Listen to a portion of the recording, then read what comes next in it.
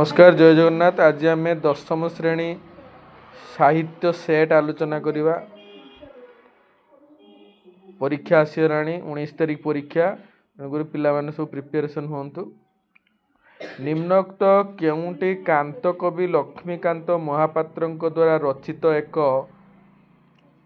लालिका अटे? चटक चंद्रहास चंपू। शिकार समीरा।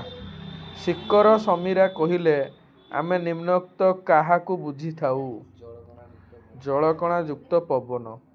जेउ रूप धारण करी पृथ्वी प्रलय निमंते शिव सिंहासन बा सिंहनाद करती ताकू कौन कुआ जाए? भैरव। ये रड़ी सहिले तुरे होइबु आज्रांबर। एठारे आज्रांबर शब्द क्यों अर्थरे व्यवहृत होइछि? दीर्घायु। वैदेश विलास काव्यटी केते छांद विशिष्ट? 52 छांद विशिष्ट। राघवंक लंका यात्रा अनुकूल कवितारे विभूति भूषण बोली काहाकू कुआ जाइछि? रामचंद्र। निम्नोक्त पंक्ति गुड़िक मध्यरु केउंटी किशोर चंद्रायन चंपू अंश विशेष? मात्र जस देहे तुम्भे आयुष्मान, ना गलाणी तो गला कथारे संगात, ना की लुड़ीबा आसे सेहिता न जाने, ना तोरणी रे जाली देलाणी मशाल, गलाणी तो गला कथारे संगात। निम्नलिखित वाक्य मानक मध्यरु केउंटी राधानाथ रायंक अनुदित वाक्य? चंद्रभागा, ना तुलसी स्तबक?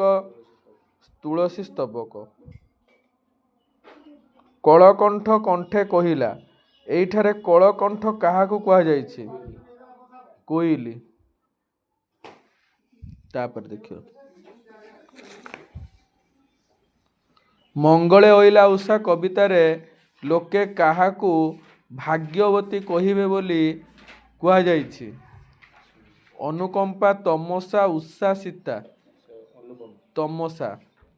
केउ चिंताधारा कविता रचना पाई नवजुग साहित्य संसद आंदोलन करी रखिला? साम्यवादी। निराशा मध्यरे आशा संचार निमंते अनंत पट्टनायक निम्नोक्त केउ उक्तिटी प्रযোज्य? मरु पथे पथे निर्झर सृष्टि। निर्झर सृजी। उड़ीसा साहित्य एकाडेमी द्वारा पुरस्कृत पुस्तक संचयनर रचयिता किए? विद्युत प्रभा देवी।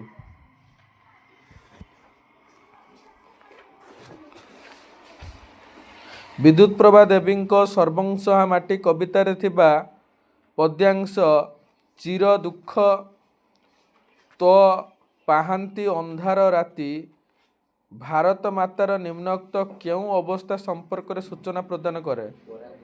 पराधीनता। उमाचरण दास लक्ष्मीकांत महापात्र कौन थिले?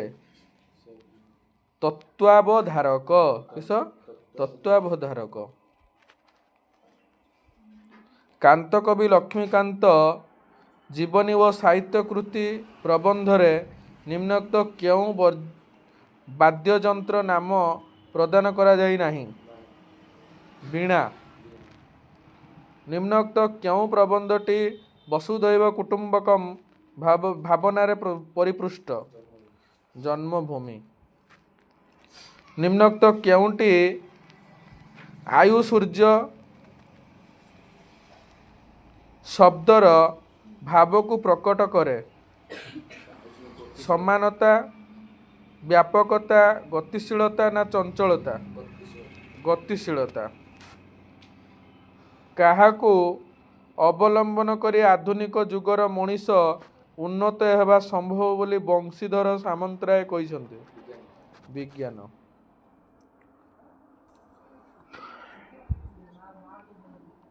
ନିମ୍ନୋକ୍ତ କେଉଁଟି ବୈଷୟିକ ଉନ୍ନତି ଅନ୍ତର୍ଭୁକ୍ତ ନୁହେଁ? ଗମନାଗମନ, ଦୂରସଞ୍ଚାର, ଯୋଗ, ଆଧୁନିକ ଚିକିତ୍ସା। ଇସ୍ରାଏଲର ଆଧୁନିକ ଭାଷାର ନାମ କ'ଣ? ହିବ୍ରୁ। କିଏ ମାତୃଭାଷାକୁ ମାତୃସ୍ତନ୍ୟ ପରି ମୂଲ୍ୟବାନ ବୋଲି କହିଛନ୍ତି? ଗାନ୍ଧୀଜୀ। ଶ୍ରୀରାମକୃଷ୍ଣଙ୍କର କେତେ ଜଣ ସନ୍ନ୍ୟାସୀ ଶିଷ୍ୟ ଥିଲେ? 18 ଜଣ। ପୁଣ୍ୟଭୂମି କନ୍ୟାକୁମାରୀ ଭାରତର କେଉଁ ସୀମାନ୍ତରେ ଅବସ୍ଥିତ?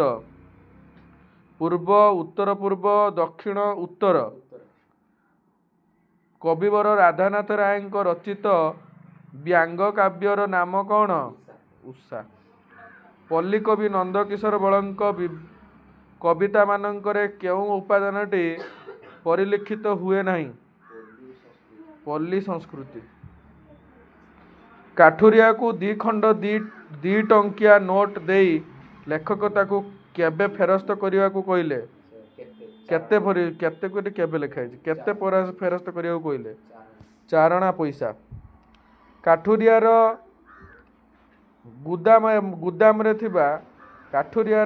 ଗୁଦାମରେ ଥିବା କୁରାଢ଼ୀ ଓ ଓଜନ କେତେ ଥିଲା?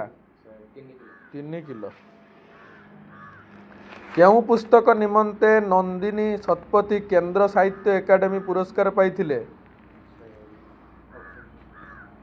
ଗାନ୍ଧୀ କଥାମୃତ, ପୂଜାଫୁଲ, ଇନ୍ଦୁମତୀ, ଲଛମା।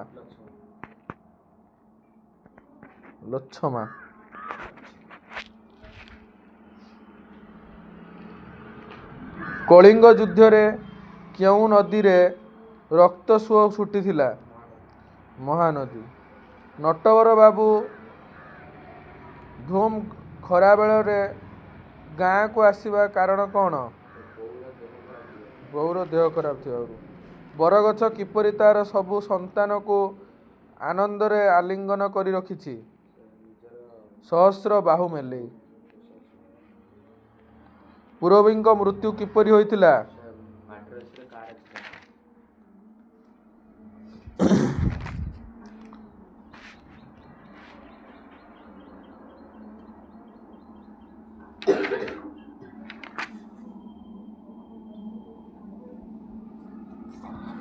ଏଇଠି ପିଲାମାନେ ମାଡ୍ରାସର କାର ଆକ୍ସିଡେଣ୍ଟରେ। ତାପରେ କ୍ୟାପ୍ଟେନ ମହାପାତ୍ରଙ୍କ ଜଳଖିଆ ବରାଦ ଶୁଣି ସୁବ୍ରତ ବାବୁଙ୍କ ମନରେ କେଉଁ ଭାବ ସୃଷ୍ଟି ହୋଇଥିଲା? ଅସହାୟ।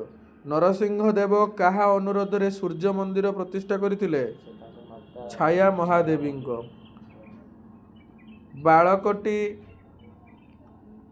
ବାଳକଟି ଉଡୁଅଛି।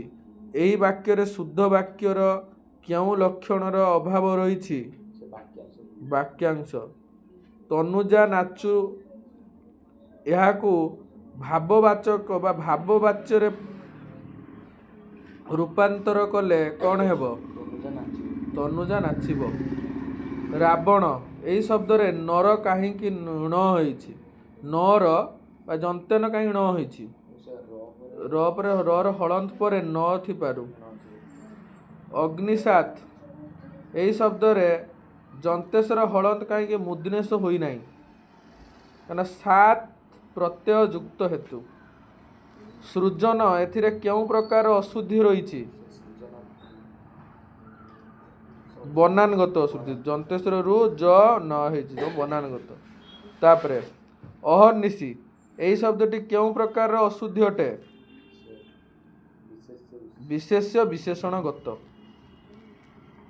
ବିସର୍ଜନ ଶୁଦ୍ଧ ରୂପଟି କ'ଣ ଅଟେ?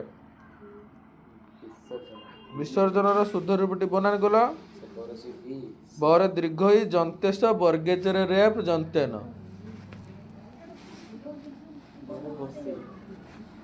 এটা ভুল ଅଛି। এটা ସଠିକ ଆନ୍ସର ହେବ ବର ହର୍ଷେଇ ଯନ୍ତେଶ ଜରେ ରେପ ଯନ୍ତେନ। ଏଠି ଭୁଲ ମାରା ହେଇଛି। এইটা হব। এটা ভুল।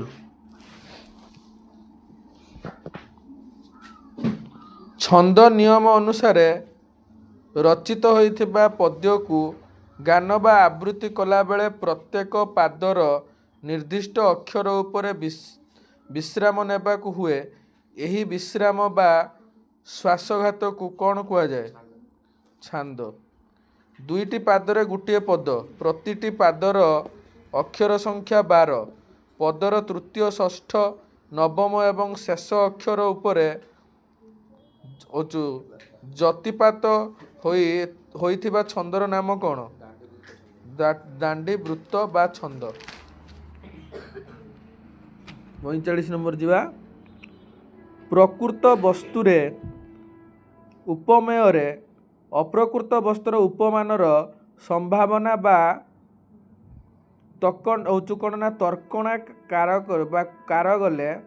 ତର୍କଣା କରାଗଲେ ଏହା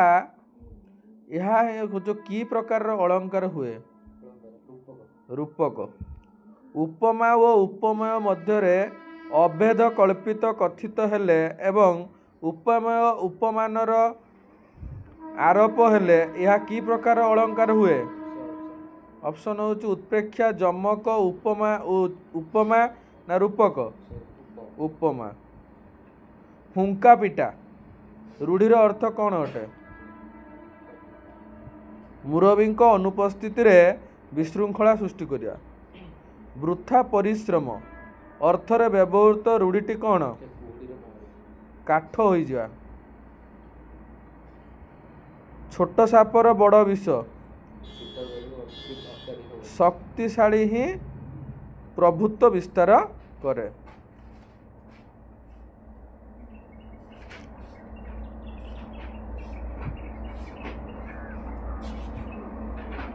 ଅଧିକ ସମ୍ପର୍କ ବା ମିଳାମିଶା ସମ୍ମାନ ହ୍ରାସ ପାଏ।